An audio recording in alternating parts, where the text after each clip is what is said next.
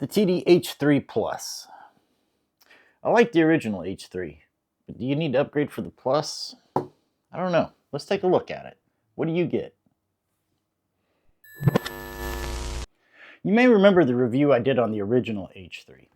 So what's different with the Plus? We have more Bluetooth devices to connect.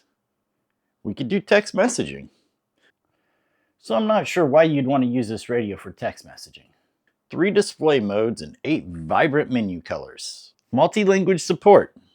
6 languages. Edit channel name. That's a good one. Upgraded firmware on OD Master Web. And a faster CPU and more memory.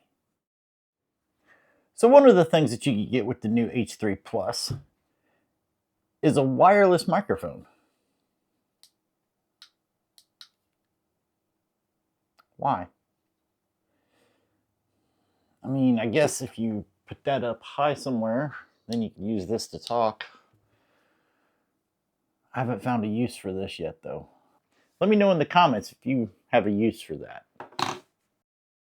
So it seems like there's a non-stop, let's add every option that we can that's probably not even useful to the amateur radio operator and call it a new release. I don't know if I'm on board with that. But if you are in the market for a new HT, you can't go wrong with the Plus. It is a good radio. With the increased processor speed and memory, it makes it even better than the original. The one thing I do think Tidradio did right is they listened to their customers, and a lot of customers complained about navigating through the menu, which they did fix with the Plus.